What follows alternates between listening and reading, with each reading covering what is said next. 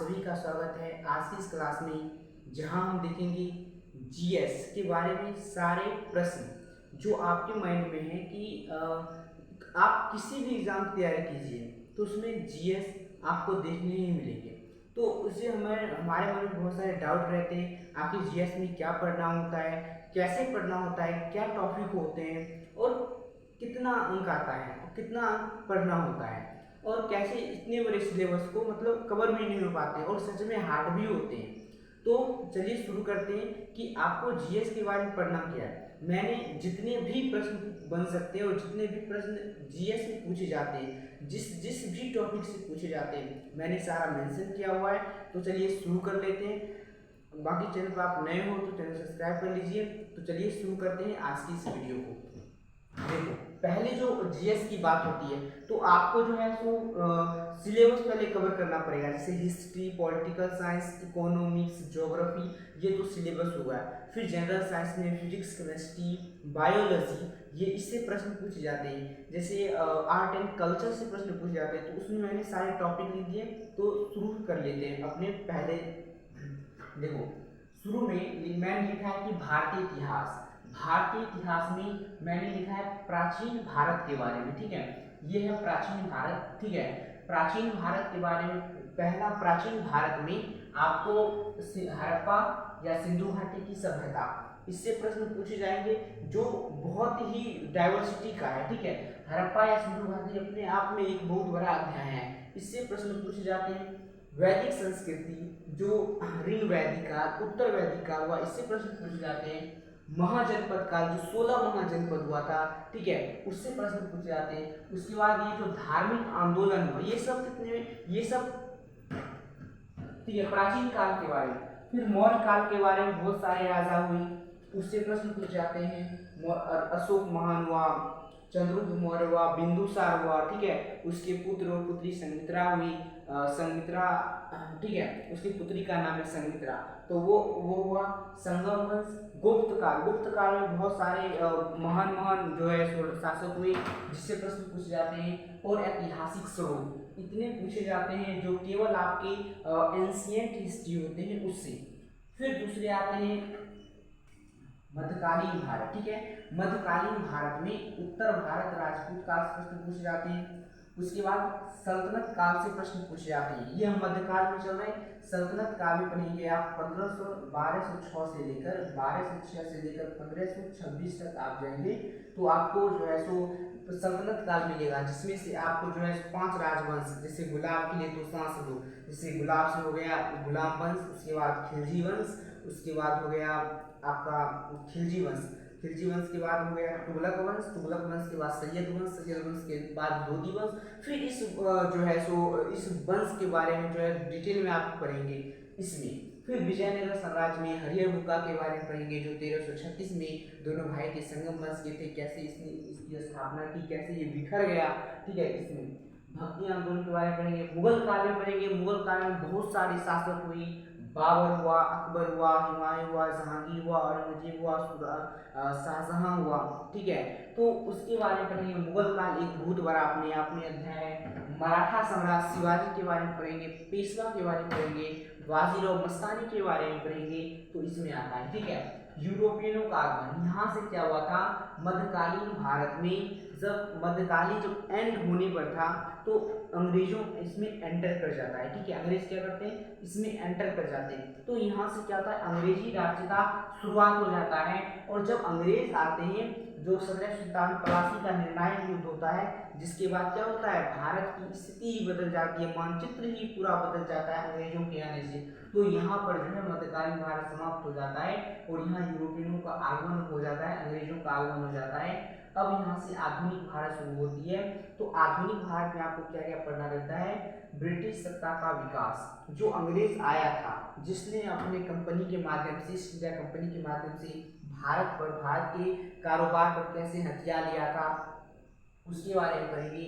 स्वतंत्रता आंदोलन जो गांधी जी के द्वारा चलाया गया था, जब वो जो 1893 में जो है 1893 में वो यहाँ से चले गए थे, कहाँ, विदेश चले गए थे, और 1915 में वो वापस आ गए थे, ठीक है, वो वापस आ गए थे। ये बात आपको ध्यान रखना है। इंडिया में तब 1917 में जो है पहला उसका चंपारण विद्रोह हुआ। 1919 में रोलेट एक्ट के विरुद्ध विद्रोह किए थे उन्होंने। 1920 से 22 में असहयोग आंदोलन, फिर जो है सो सविनय आंदोलन जो दांडी मार्च के साथ शुरू हुआ। फिर जो है सो वो 1947 में क्यूट मूवमेंट एक्ट में भारत छोड़ो आंदोलन में शरीक हुए थे। उसके बाद जो है 1857 का विद्रोह, काफ़ी प्रश्न पूछे जाते हैं। गांधी युग और विविध, गांधी युग में पूरा गांधी जी के जीवन वृत्त से प्रश्न पूछा जाता है। उसके बाद देखो भारत की राज्य व्यवस्था में, ये तो आपका हो गया कि हिस्ट्री में आपको इतना पढ़ेगा, हिस्ट्री में आपको इतना पढ़ना पड़ेगा, ठीक है।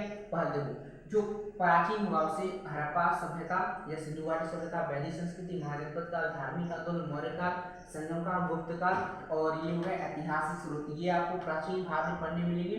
मध्यकाल में आपको राजपूत काल के बारे में, सल्तनत काल के बारे में, विजयनगर साम्राज्य के बारे में, भक्ति आंदोलन के बारे में, मुगल काल के बारे में, मराठा साम्राज्य के बारे में, इसके बारे में पढ़ना पड़ेगा। और यूरोपियनों का आगमन, जहाँ से अंग्रेजों की शुरुआत होती है। निर्णायक युद्ध माना गया है 1757 तो जिसकी जो प्लासी की लड़ाई हुई थी, वहाँ से सिराजुद्दौला और अंग्रेजों की जो सेनापति थे रॉबर्ट क्लाइव के बीच हुआ था, ठीक है। आधुनिक भारत में ब्रिटिश सत्ता का विकास, स्वतंत्रता आंदोलन, 1857 का विद्रोह, गांधी युग और विविध, मध्यकालीन भारत का विविध मिसलेनियस के प्रश्न पूछे जाते हैं। उसके बाद एसएससी के लिए तो रामबाण है, किसी भी एग्जाम के लिए करें। और हम देखेंगे कि जो है पूरे देखेंगे कि जहाँ से भी एसएससी जीएस बन सकता है। ये तो अब सिलेबस चल रहा है, अभी बहुत चीज बचा हुआ है।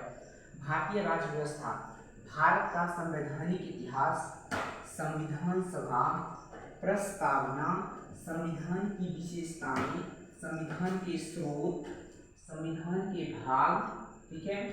देखिए संविधान की अनुसूचियां, संविधान के अनुच्छेद, भारतीय सांसद। देखो भारतीय सांसद में ये भारतीय जो सांसद होता है 3 चीजों से मिलकर बनता है, ठीक है। कितनी चीजों से मिलकर बनता है? 3 चीजों से। एक तो आपका राष्ट्रपति हो गया, ठीक है, राष्ट्रपति हो गए, ठीक है, राज्यसभा हो गया, और एक आपका लोकसभा हो गया, लोकसभा, ठीक है। तो इससे प्रश्न पूछे जाते हैं। इसकी उम्र 35 वर्ष होती है। राज्यसभा की जो सदस्य संख्या होती है 30 वर्ष होता है। सब शासनकाल 6 वर्ष का होता है, और लोकसभा जो है 5 वर्ष का होता है। उसके सदस्यों की उम्र जो है उम्र सीमा 25 वर्ष की होती है। संविधान के जो स्रोत हैं, कहाँ से, बहुत सारे विदेशों से संविधान लिया गया है, उसका जिक्र किया होता है। संविधान में कितने भाग हैं? तो संविधान में 22 भाग हैं। कितने भाग हैं? 22 भाग हैं, 22 अध्याय हैं। संविधान में अनुसूचियां कितने हैं? तो संविधान में जो शेड्यूल हैं वो 12 हैं। इसके बारे में पूरा आपको पढ़ना पड़ेगा। संविधान में अनुच्छेद कितने हैं? तो 395 अनुच्छेद हैं संविधान के अंतर्गत, ठीक है। 22 भाग हैं, 12 अनुसूचियां हैं, लेकिन मूल संविधान में 8 अनुसूचियां थी, ठीक है। अब देखो विधानसभा, विधान परिषद, इससे प्रश्न पूछे जाते हैं। अब आते हैं भारतीय अर्थव्यवस्था के बारे में। भारतीय अर्थव्यवस्था के महत्वपूर्ण पहलू, जिसमें प्राथमिक क्षेत्र, आर्थिक क्षेत्र, द्वितीय क्षेत्र से प्रश्न पूछे जाते हैं। राष्ट्रीय आय, नेशनल इनकम काफी महत्वपूर्ण भूमिका निभाता है। मुद्रा, बैंकिंग, राजस्व, कर एवं टैक्स, जीएसटी, इससे प्रश्न पूछे जाते हैं। डायरेक्ट एवं इनडायरेक्ट कर से प्रश्न पूछे जाते हैं। आर्थिक नियोजन, आर्थिक समितियां, विविध। आर्थिक नियोजन में जो 15 पंचवर्षीय योजना चलती, 12 जो पंचवर्षीय योजना चला था उससे भर भर के प्रश्न पूछे जाते हैं, उससे काफी ज्यादा प्रश्न पूछे जाते हैं। तो ये पूरा चैप्टर ही ले लेता है आर्थिक नियोजन। आर्थिक समितियां किस किस के बीच क्या क्या बनाया, जैसे रंगराजन समितियां हो गया, चलैया राजा चलैया समिति हो गया, तो इस सबसे प्रश्न पूछा जाता है। विविध हो गया, तो इसमें काफी महत्वपूर्ण रोल होता है अर्थव्यवस्था का। उसके बाद जब भारत भूगोल में चलते हैं तो मोस्ट इम्पोर्टेंट हो जाता है आपके लिए, किसी भी एग्जाम के लिए इससे पूछे ही जाते हैं। अब देखिए कैसा कैसा टॉपिक होता है भूगोल में। भूगोल में देखिए क्या पूछे जाते हैं। एक तो आपका सौरमंडल हो गया, पृथ्वी की जो 8 ग्रह होते हैं उसके बारे में प्रश्न पूछे जाते हैं। भारत की नदियां से प्रश्न पूछे जाते हैं, काफी महत्वपूर्ण है, सारे टॉपिक महत्वपूर्ण है। नदियों के किनारे अवस्थित स्थित कितने भी नगर हैं, जैसे पटना है, कहाँ पर है? भारत की जो प्रांतीय राजधानी पटना है, वो गंगा नदी के किनारे स्थित है। दिल्ली है यमुना नदी के किनारे स्थित है। तो इसी प्रकार बहुत सारे जो कोलकाता है हुगली नदी के किनारे स्थित है। तो बहुत सारे नगर पूछे जाएंगे आपसे। भारत के प्रमुख नदी बांध पूछे जाएंगे, ठीक है, भारत के प्रमुख नदी बांध से हीराकुद का है, महानदी पर है, किस राज्य में, उड़ीसा में है, ठीक है। भारत की झीलें पूछे जाएंगे, तो शेषनाग झील, अनंतनाग झील, नागनागिन झील, ये सभी कहाँ हैं, तो ये सभी जम्मू कश्मीर में है। जैसे चिल्का चिल्का तो उड़ीसा में है, ठीक है, कोलिरू झील आंध्र प्रदेश में है। तो ये सब उमियम चिल्का तो मेघालय में है, ये पूछे जाएंगे। राष्ट्रीय उद्यान में वन्य जीव अभ्यारण्य, इससे पूछे जाते हैं प्रश्न, ठीक है।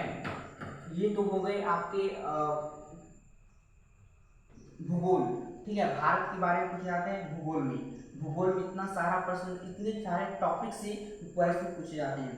और क्या होंगे, कला एवं संस्कृति। देखो अभी के समय में हाल ही में देखे गए कि कला एवं संस्कृति जो इंडियन आर्ट एंड कल्चर है, इससे भर भर के एग्जाम पूछे जाते हैं, ठीक है। कला एवं संस्कृति, जैसे भारतीय संस्कृति के प्रमुख नायक, जैसे सितार के आविष्कार कौन थे, तबला का आविष्कार कौन थे, कैसे हुआ, ये सब पूछे जाते हैं। शास्त्रीय नृत्य शैलियाँ कितने, 7 वो है, जैसे भारतनाट्यम, भरतनाट्यम हो गया, भरतनाट्यम पूरा नाम सदीर है, कथकली, ओडिसी, ये सब मणिपुरी, ये सब शास्त्रीय नृत्य शैलियाँ पूछे जाते हैं। नृत्य से संबंधित जो है नर्तक नर्तकियाँ पूछे जाते हैं। लोक कला शैली एवं लोक नृत्य पूछे जाते हैं कि राष्ट्र में, जैसे गरबा है, कहाँ का है, तो गरबा जो है सो यहाँ का क्या कहते हैं, डांडिया गरबा जो गुजरात का है, ठीक है। जैसे भांगड़ा हो गया, तो भांगड़ा पंजाब का है, इस तरह से पूछा जाता है। शास्त्रीय संगीत के घराने, तो सबसे प्रसिद्ध जो शास्त्रीय संगीत के घराने हैं वो है ग्वालियर घराना, ठीक है। तो इस घराने पूछे जाते हैं। और वाद्य यंत्र उनके वादक पूछे जाते हैं, जैसे पंडित रविशंकर, विलायत खां, बंदे हसन, शाहिद परवेज, उमाशंकर मिश्र, बुद्धादित्य मुखर्जी, ये सभी सितार वादक हैं। जाकिर हुसैन तबला वादक हैं, ठीक है। तो ये पूछे जाते हैं। जैसे जरीन दारूवाला, मुकेश शर्मा, अमजद अली खान, ये सब सरोद बजाते हैं। तो ये आपसे पूछे जाएंगे। चित्रकला, ये काफी रोल इम्पोर्टेंट है आर्ट एंड कल्चर में, इससे भर भर के प्रश्न पूछे जाते हैं। कोई टॉपिक छोड़ हुए देख जाऊँ, लेकिन ये सब टॉपिक नहीं छोड़ता है। भारत के प्रमुख पर्व त्योहार एवं मेले, इससे प्रश्न पूछे जाते हैं।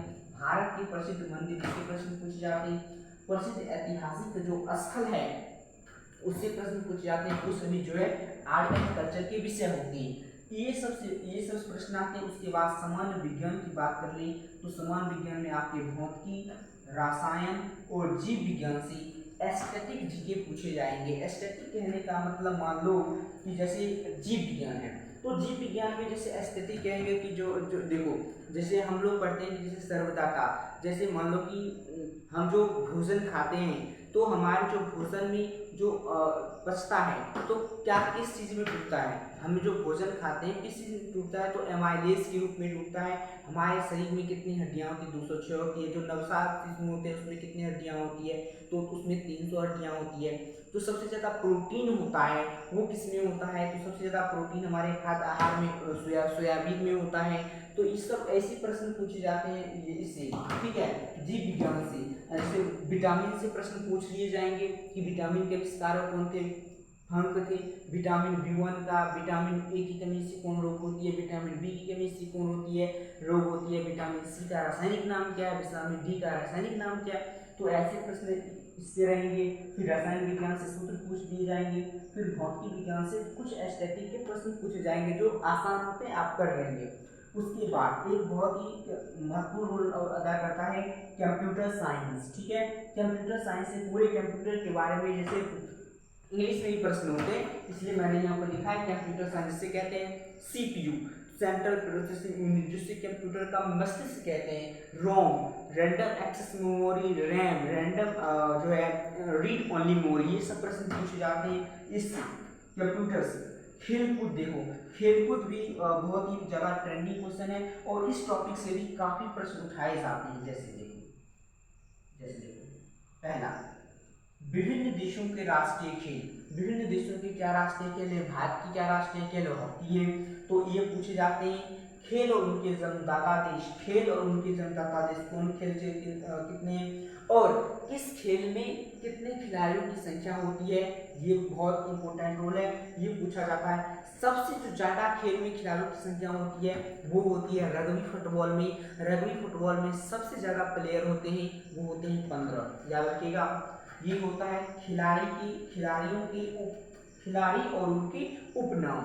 ये देखो, ये क्या है, खिलाड़ी और संबंधित देश, ये क्या है, खिलाड़ी स्टेडियम, संबंधित स्टेडियम, संबंधित मैदान। जैसे वानखेड़े स्टेडियम कहेगा कि कहाँ पर है, काफ़ी चर्चित जो रहा है तो पूछे भी गए हैं। तो वानखेड़े स्टेडियम मुंबई में, ऊपर इसमें पूछे जाएंगे। देखो, खेलों से संबंधित प्रमुख कप एवं ट्रॉफियाँ, ये सभी प्रश्न पूछे जाएंगे।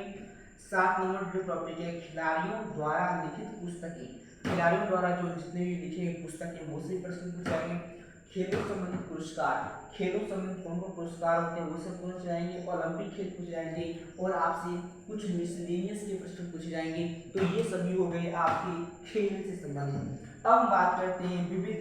विविध में क्या पूछे जाएंगे, जो एस्थेटिक होते हैं, एस्थेटिक जीके के जो पोर्शन होते हैं, जिसे सब संक्षेप पूछ लेगा आपको, जिसे लिखा जाएगा SMS, शॉर्ट मैसेजिंग सर्विस। उसी तरह जो है सो लैंड पूछा जाएगा, लैंड लोकल एरिया नेटवर्क, वैन तो wide area network, WWW world wide web जगत जोड़ता है सार। तो ऐसे प्रश्न आपसे पूछे जाएंगे सब संक्षिप्त में। अंतर्राष्ट्रीय दिवस पूछे जाएंगे, जैसे विश्व हीमोफीलिया दिवस को मनाया जाता है, विश्व ओजोन दिवस को मनाया जाता है, 16 दिसंबर को मनाया जाता है। ठीक है, तो इस तरह के प्रश्न पूछ जाएंगे। राष्ट्रीय दिवस में पूछ लिए जाएंगे कि विश्व पर्यावरण दिवस को मनाया जाता है, तो इस तरह के जो है प्रश्न पूछ लिए जाएंगे। उसके बाद प्रमुख पुरस्कार एवं सम्मान, प्रसिद्ध पुस्तकें, प्रमुख पुरस्कार एवं सम्मान, प्रसिद्ध पुस्तकें, ये सभी पूछ लिए जाएंगे। पुरस्कार सम्मान जिसे कहेंगे कि जैसे मैं कहता हूँ कि ऑस्कर पुरस्कार किस क्षेत्र में दिए जाते हैं, तो जो ऑस्कर पुरस्कार होते हैं वो किस क्षेत्र में जाते हैं, फिल्म जगत का सबसे बड़ा पुरस्कार है। और ऑस्कर पुरस्कार भारत में एक व्यक्ति को मिला है जिसका नाम है सत्यजीत रे, इसे आजीवन उपलब्धियों के लिए दिया गया है। दादा साहब फाल्के पुरस्कार किस क्षेत्र में दिए जाते हैं, तो ऐसे प्रश्न। कलिंग पुरस्कार विज्ञान क्षेत्र में दिए जाते हैं। नोबेल पुरस्कार जो है कहाँ से, स्वीडन के द्वारा दिए जाते हैं। अल्फ्रेड नोबेल जो है सो इसके जनता हैं।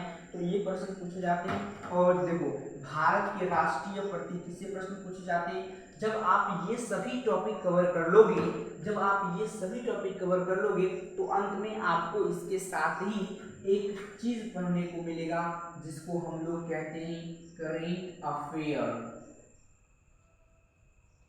करेंट अफेयर, ठीक है। करेंट अफेयर जो आपको, ये मैंने छोटा लिखा है, जगह नहीं है, लेकिन ये बहुत बड़ी चीज होती है अपने आप में।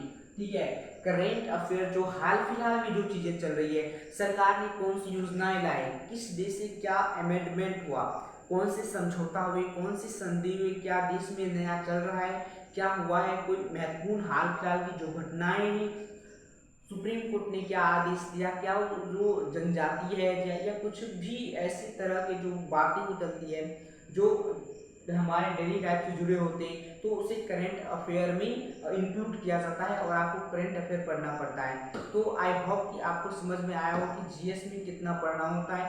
हिस्ट्री, पॉलिटिकल, इकोनॉमिक्स, ज्योग्राफी मैंने सारे बता दिए, सामान्य विज्ञान मैंने बता दिया, कंप्यूटर साइंस बता दिया, खेलकूद में कि क्या क्या टॉपिक आपको कवर करने हैं, विविध में एस्थेटिक में क्या कवर करने हैं, हिस्ट्री मैंने बता दिया कि क्या आपको कवर करने हैं, और करंट अफेयर्स साथ में पढ़ने मिलेंगे। अगर आपको ये वीडियो पसंद आई तो प्लीज़ इसे जो है लाइक, शेयर और सब्सक्राइब जरूर कीजिए। मिलते हैं इसी तरह के अगले वीडियो में, बाकी बने रहिए। आज के इतना ही, धन्यवाद।